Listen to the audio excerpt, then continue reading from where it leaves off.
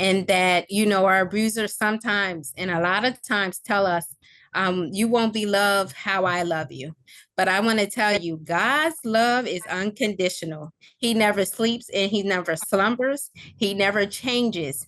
And I just want you to know that what you have left is God. That is your turning point.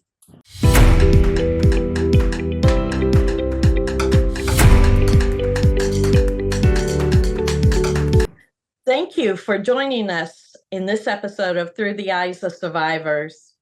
I'm Tara Woodlee, your host, president of Break the Silence Against Domestic Violence. And this is a podcast where we talk to survivors and advocates alike about their journeys and empowerment.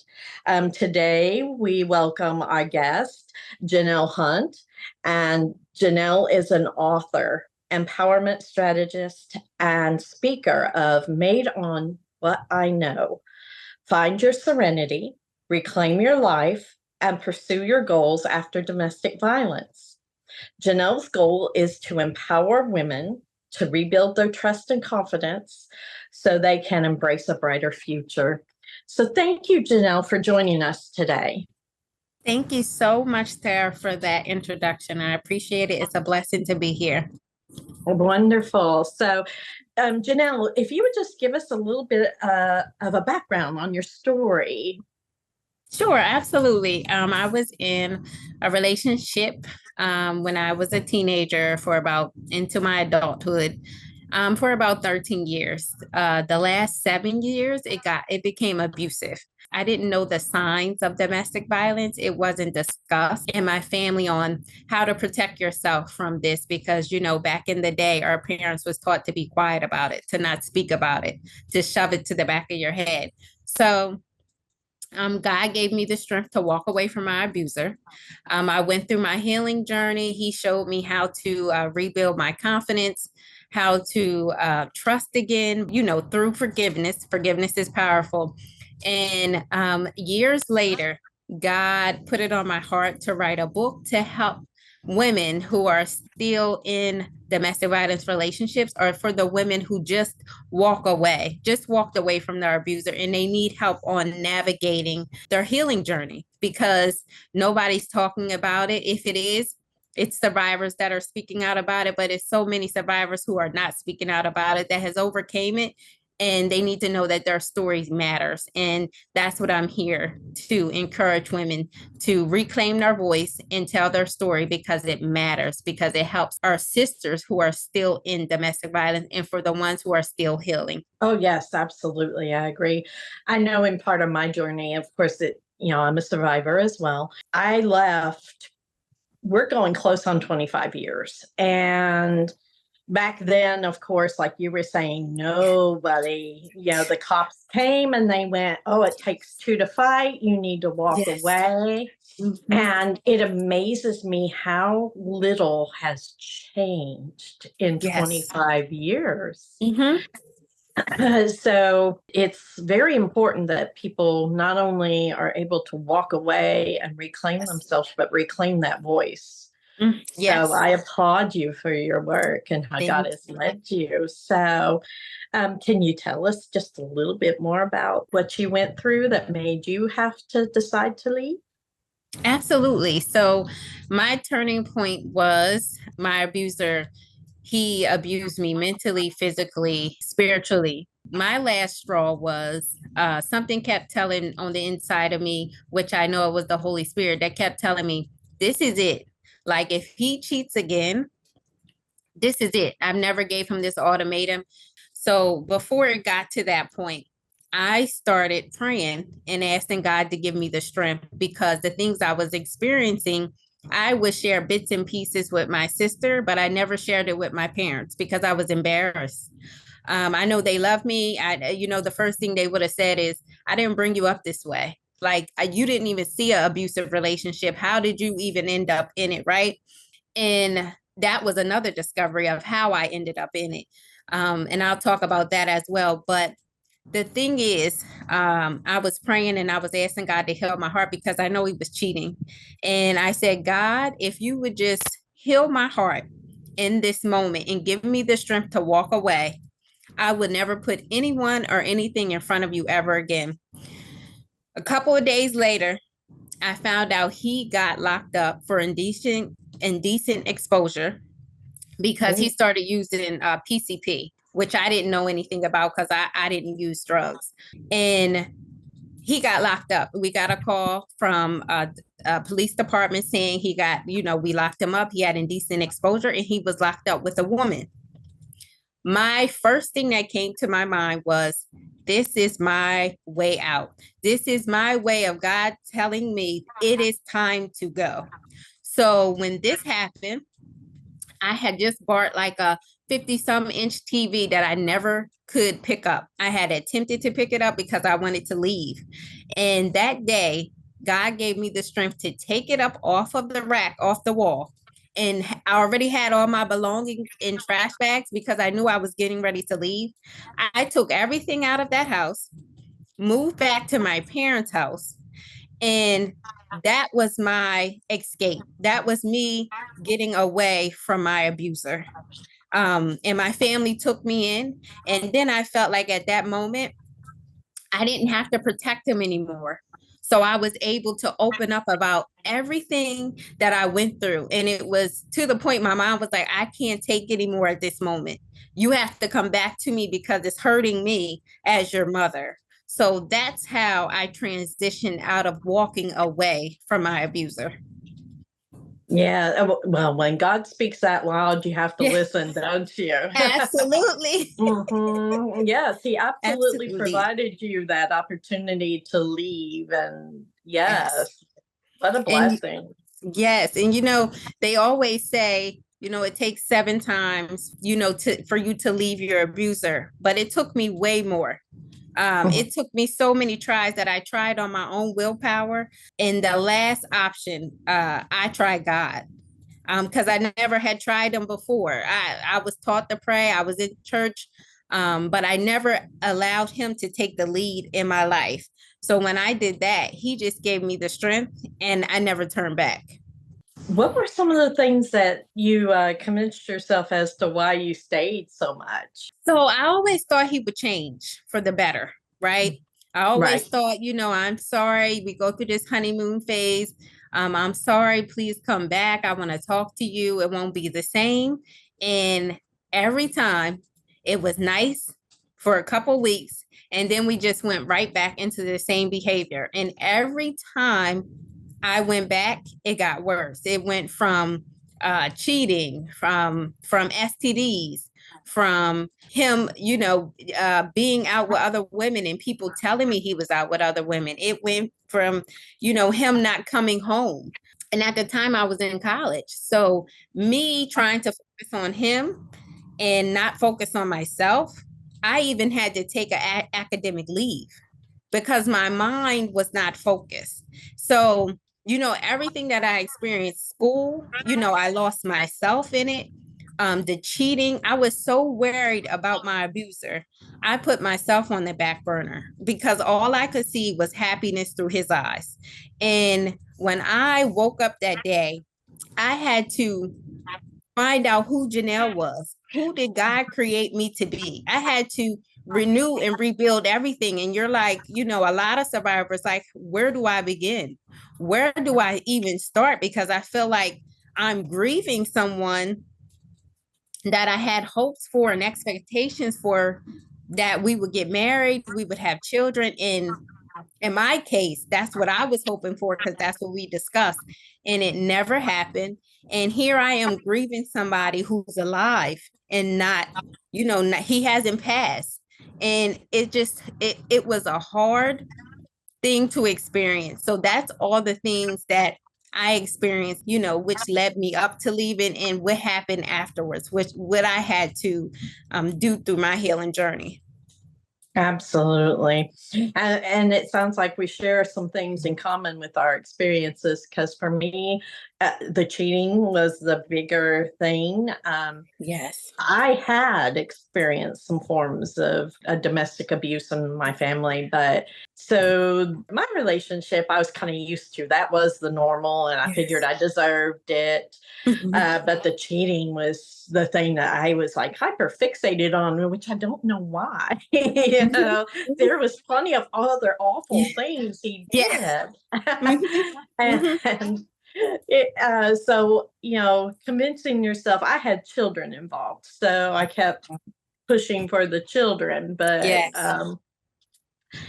I understand what you talk about, that period of grieving, the relationship that you thought this was going to be, and you think Mhm. they can change and you think they have potential, Mhm. right? And Mhm. even there were moments where I had led him back to church, and I thought because we got religion, we got God, this was going to change things, and it did not change Yes. things at Mhm. all. Mhm. Yes. So, absolutely.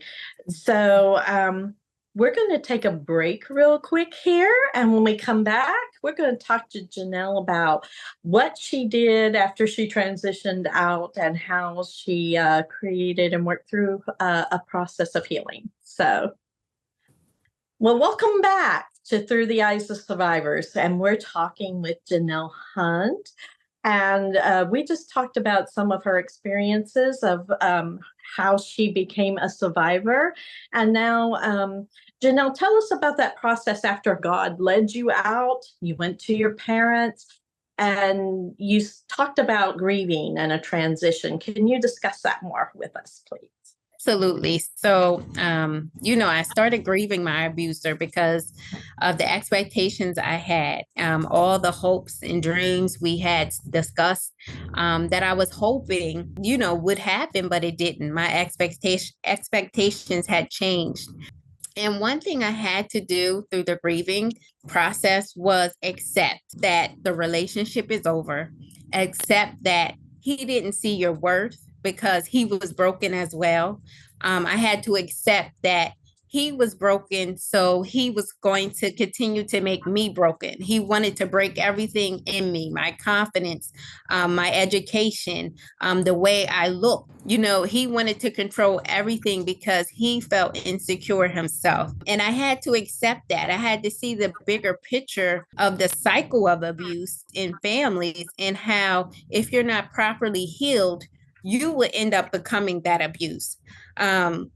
And also through my healing journey, I had to address the fact that I was molested as a child and Mhm. that I was used to that abuse as a child, that form of abuse. And I never was fully healed as a child. I went through child adolescence therapy. My mom took us to a therapist, and, it never came up about forgiveness.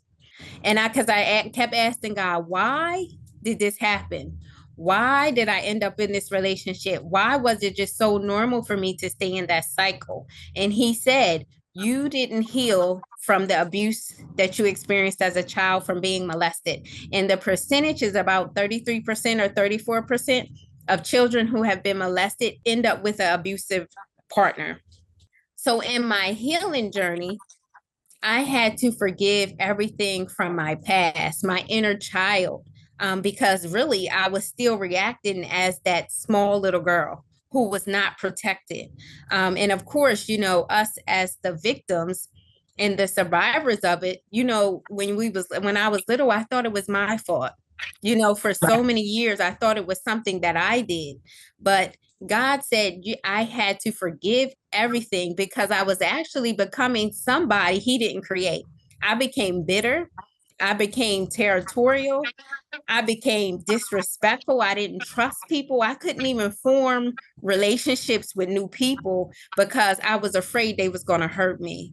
So through my healing journey, I revealed all of this. And this took a decade off of my life from healing that I thought I was doing perfectly fine until God was like, I need you to do the inner work. I need you to address the trauma that you went through as a child because you're becoming somebody that I didn't create you to be.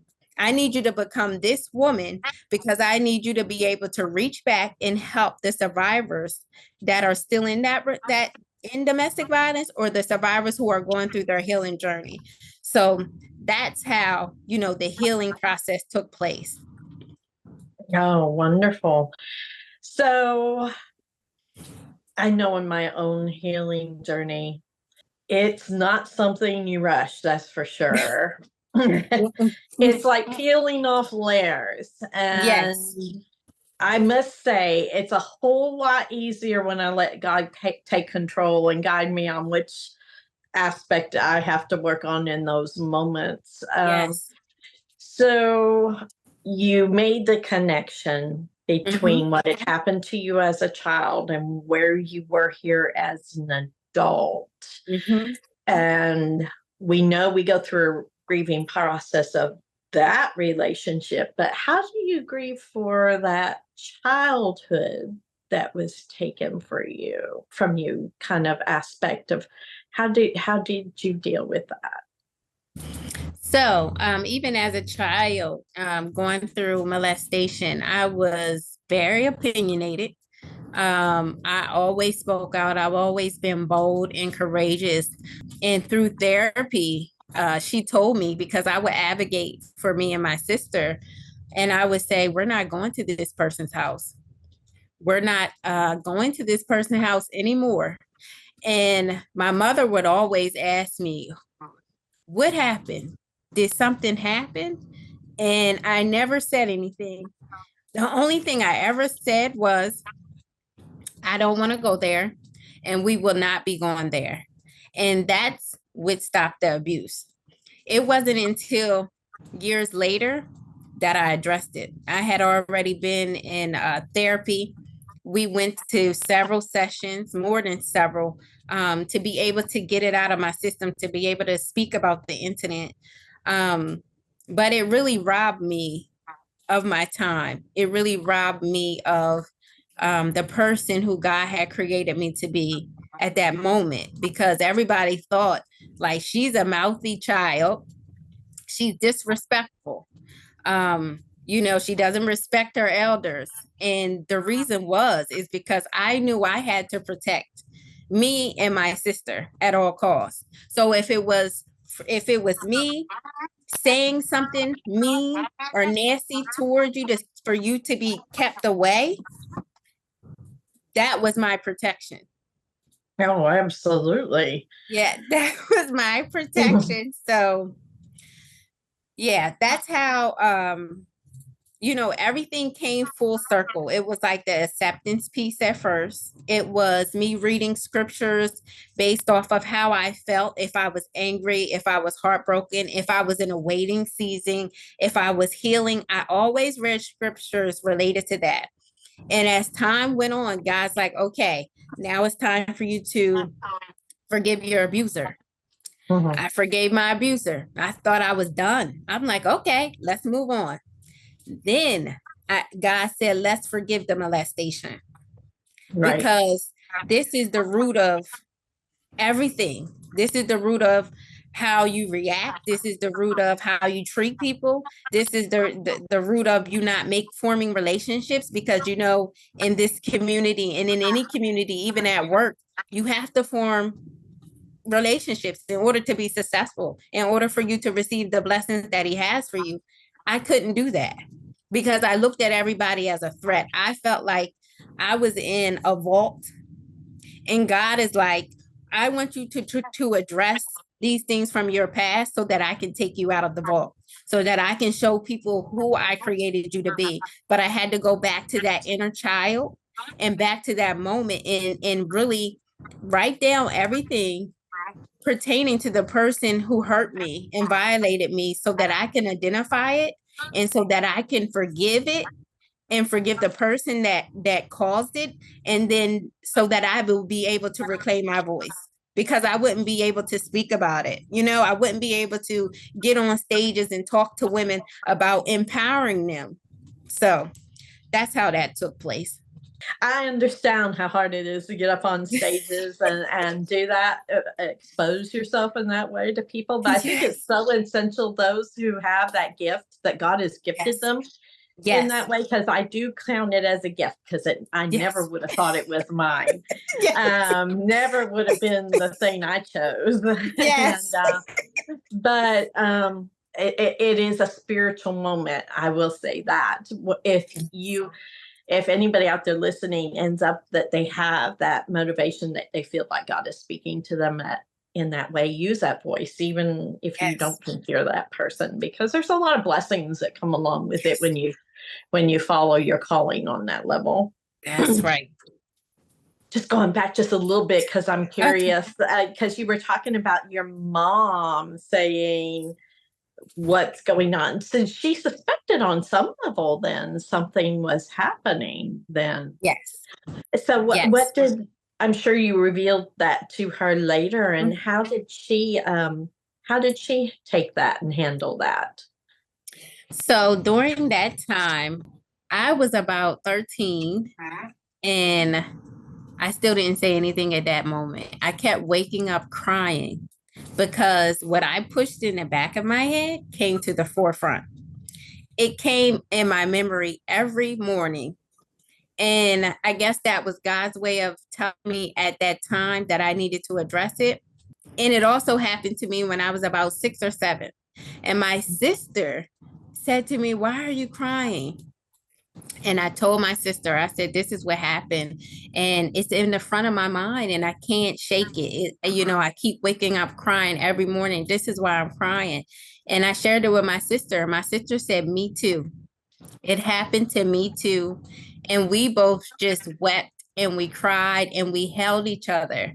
We agreed never to tell my mom. Mhm. So when I got to be 13 and my sister, I think she was 15 or 16, I think that's when we told her exactly what happened to us. And Mhm. my mom was hurt. Mhm. My Yeah. mom, even when she kind of suspected something, she took us to therapy when we were young, Mhm. very young. And when we told her, because she kind of knew about it because of the therapy sessions. But we didn't say who. We didn't reveal a lot of what happened or how we felt. We was kind of protecting or the person actually. And that's the same thing what happened in my adult relationship. I wanted to Right. protect the abuser, right? For some reason, it was just like I thought a lot of it was my fault. And that was the reason why I kept quiet about it. And I'm going to tell you, it's a full circle when you don't talk to your children about domestic violence, because my mother's abuser, when she went through domestic violence, had the same first name as my abuser. By me revealing my story, my mom was able to reveal her story to me, which then led my grandmother telling me her story when I got older. So it's a full circle with just healing just from being molested, right? And then getting into the abusive with my abuser who didn't turn out to be abusive, but ended up being that way. It just was full circle because by me speaking out about my journey, everyone in my family was able to speak about it. My sister, she spoke about it freely because me and my sister had that bond because we shared the same trauma bonding, from Yeah. the molestation. So I never had anything that I couldn't reveal to her, but to my mom, my father, other people in my family, I just felt like I couldn't share it with them for some reason because I didn't want them to have the shame or guilt of it. So I carried it. That it's powerful when your experience can open it up to your whole family, when they can Yes. start to talk and find healing. So Yes. that's an incredible journey. Well, we're going to take another quick break and come back with Janelle and discuss that a little more in depth, and discuss her advocacy work and what she's been doing since she started into this journey that God led her into. Welcome back to Through the Eyes of Survivors. Again, we're talking with Janelle Hunt, and we're going to discuss a little bit more of how her advocacy work has gone in her journey into writing a book and speaking, and what she's doing currently in helping victims find their voice. So, Janelle, we just talked about going through some of the processes of healing with your family and everything. So, once everybody started opening up, what led you into like writing the book and starting to advocate for people? Absolutely. So my field is cybersecurity. That's the field I'm in. I thought God was going to call me to write a book about that, like women in cybersecurity, but he didn't. God started sending me dreams years back, probably about like 7 or 10 years. Started sending me dreams every single night, back to back. Um, and he reminded me of how I felt in the domestic violence relationship. He uh, brought up incidents that happened, like when my abuser would hit me, or how he made me feel in the moment of feeling so worthless, feeling as I wasn't seen, even if I was right in his eyesight, the disrespect. So that was one of the main ways God was sending me dreams back to back to back. So I started journaling. I started journaling my dreams. I kept a dream journal. So every dream he gave me, I wrote everything down in detail. And I started praying, and I'm like, God, I don't want to feel this. I don't know if you're trying to show me something, but whatever it is you're trying to show me, please let me know. Because in some of these dreams, when I wake up, I'm ready to fight, because it felt so real. And I know other people who have experienced dreams from God, it feels so real in the moment. And so I kept a journal. I just kept journaling every time God showed me things. And then he started waking me up between 3:30 and 5:30 a.m., 2 weeks straight, to write chapters of my book. And I didn't even know why I was writing it. It was just like I woke up, I had my notepad in my bed with me because I knew he was going to wake me up. And I just started writing. I wrote everything. And I'm like, I don't even know where it's coming from, but I was writing. Did that for 2 weeks.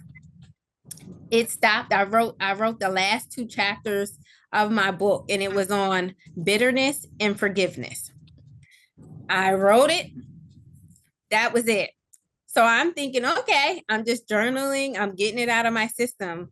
And then God showed me my book title. And it was clear as day in a dream. It looked so beautiful. Everything looked so soft, pastel colors. Everything was just amazing. And I was like, okay, that's my book name. And I'm like, oh, God is calling me to write a book. It dawned on me when I saw the title, and I'm like, oh my God, like you want me to talk about one of my darkest moments. And it really scared me because he showed me speaking in front of a crowd of people. And I was like, I do not like public speaking, God. Like, I know you're showing me this, but it's scaring me. And when people say, if your purpose is not scaring you, it ain't your purpose. And it's the truth. So I got myself a writing coach, because not a writing coach, but she coaches you on how to structure your book. And she helped me focus on the positivity of my book, right? Or my story. Because at first I was just writing about my incidents. I was writing about the negative part of everything, but I didn't look at how God had took me out of the situation. Right. So she helped me structure my book.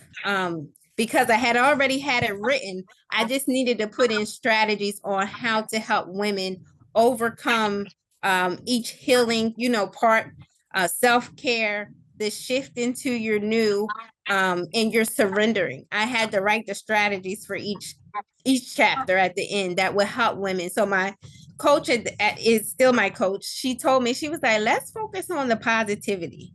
Because if we're still talking about what happened in the incident, it's going to be like a Debbie Downer book, because once survivors come and read your book, they're like, okay, so what's next? How do I get out of this? I hear your story. It sounds similar, but how do I get out of this? And she helped me change my mindset as far as shifting to the positivity. And that's what the importance is of being aligned, right? Even Right. in the work that you do, even the women that you help, it's important to be aligned, because even you have people come in and their story can be a blessing to the things and the foundations that you are creating to help other women, because you see the reach in them, but they don't see it. So that's the same thing my coach did for me with my book. She told me, let's focus on the positivity, because who is this going to help? They're going to want to know, how did God take you out of this situation? How did he start healing you? How did he shift you into your purpose? And that was another thing. I was just thinking about the book. I didn't think about beyond the book. And that's another thing where it's important to be aligned with the people who God has assigned you to be aligned with, because they'll show you your future, right? Because God will always show you the destiny and where he wants you to go, the destination, but he won't show you what's in between. So he was like, okay, now that you wrote the book, now I want you to go on to creating a coaching program so that it can help women when they step away from their abuser, how to rebuild their life. Where do they need to start? Because I already did it with you. And I want you to be the blueprint to help women be set free so that they can have a brighter future. It is not over when you walk away. It's just beginning. Right. Absolutely. Well said. Well said. That's a wonderful journey. Like I said before, I relate to you in so many ways, because God revealed himself to me in a dream as well. But I don't know if you know my background. I know many of the people who watch our episodes know that see, what led me into advocacy was I lost a daughter to domestic violence. Oh my God. 12 years ago. And that's how God came to me, was in a dream, but he used her with it. And when God comes to you in that manner, and like I said, speaking up on the stage, and I come off the stage and my daughter was there, and she hugged me and said, this is what God wants you to do. And I thought, I am not doing that. And it scared me. It did. It scared me. But 12 years later, I think it's always important for survivors, especially survivors who are sharing their story, to share what blessing in turn after all the hard work that God has provided you. Because for me, all these years of being faithful in the blessings is now I have 2 granddaughters that I just dote on, and they're like my whole life, right? Yes. God is good in that way. Yes. Yes. And so when you're helping others express those thoughts, sometimes it's hard as survivors to focus on the positive of what can be brought forward in your journey, not that you had to experience something bad to get something good, but God always turns what is evil into something good. So it's just an incredible journey. And I always want to express to people, find your voice, because that's where it begins, right? Yes. So what things would you offer, like, as an advice? Like I just did, find your voice, start with your voice. Where do we go from there? Once you start finding your voice, what do you usually encourage others to start doing as far as where their journey begins? Absolutely. I have my clients, I have them first surrender, because surrender looks different for everybody, right? Surrender may look like, I need to surrender my life fully to God, or I need to, reconnect with God. I need to surrender how I thought life should be. I need to surrender my feelings, my emotions. I need to surrender if my family doesn't see why I walked away, Why is it a big thing in my healing that I have to talk about? Why is God calling me into my calling? They may think I'm losing my mind, but I need to surrender it, right? Right. Because you're going to come into people having their own opinion. You're going to come into things that you go through as God is calling you, through your healing journey. And so I always have my clients surrender everything, Mhm. because that's where it starts. Because if you surrender it all, God can do the rest, but you have to surrender it. Just like when I had to call on him to help give me the strength to walk away from my abuser, I surrendered it to him so that he can give me the strength to walk away.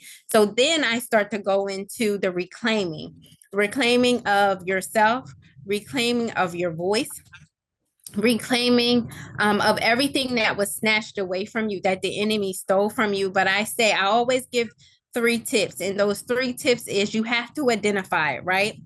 You have to identify the thing in the person that caused the problem. Number 2, you have to write it down or speak it out of your mouth, every detail that's associated to that incident that stole your voice, that stole your identity, that stole everything, your future that you thought was stolen from you, so that you can address it. Then you have to forgive. You have to forgive the incident, and you have to forgive the person who caused the incident, and you always have to forgive yourself. And that's the way with and how women can restore their voice. Because I had a client before and she said, I didn't speak on this, I didn't speak on that. And I'm like, well, who stole your voice? Because something had to happen. You must have felt overlooked. You must have thought that, somebody in authority didn't protect you. Somebody who you trusted violated you. Something somewhere stole your voice. And see, that's what the enemy wants. He wants our voices to be snatched so that God cannot use us in the way that he wants to use us for his kingdom.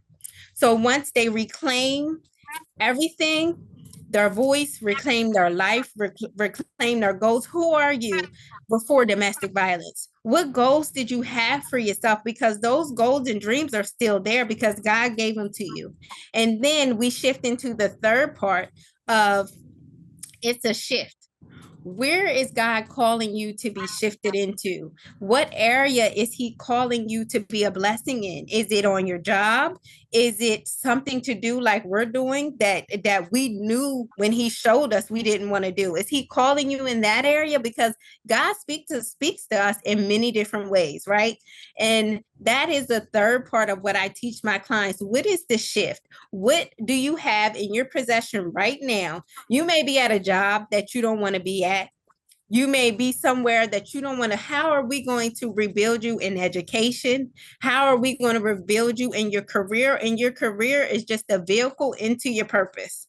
It's not long term, it's temporary because God has something for you to do. And it might be domestic violence in an area that you don't even want to speak about, but it's going to be a blessing and it's for the people who you're called to. So that's what I take my clients through when they join my 8-week coaching program. So that's how I had them first surrender, then reclaim, and then they shift into their future.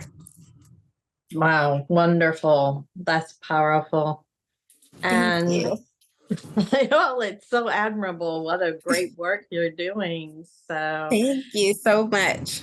yeah. So, as we wrap up, is there any other words of advice that you would give to somebody who is struggling with their, like, shifting out of this mindset, who's trying to leave or just needs to, surrender? That's a good word. Yes. A final thought for our viewers. Absolutely. I would love to tell survivors that their story matters. It is not their fault that this has happened to them.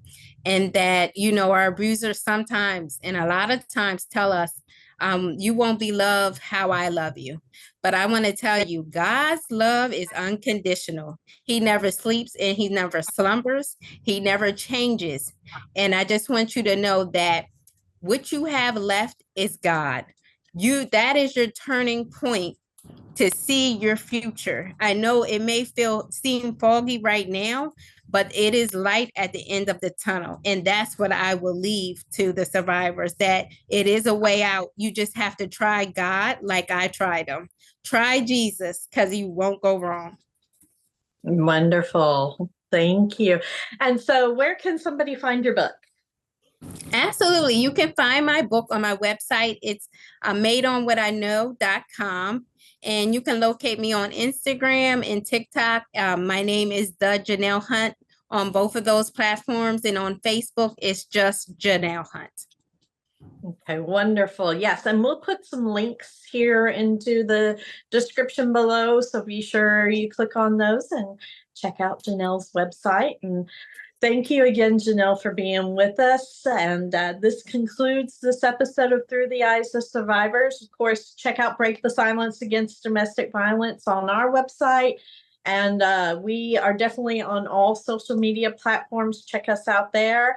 And we also have a store, so you can help support survivors by buying some of our great products. And we have some really great T-shirts and stuff that say Through the Eyes of Survivors. So every purchase helps support victims of domestic violence and our programs. So thank you so much for joining us, and we'll see you next time.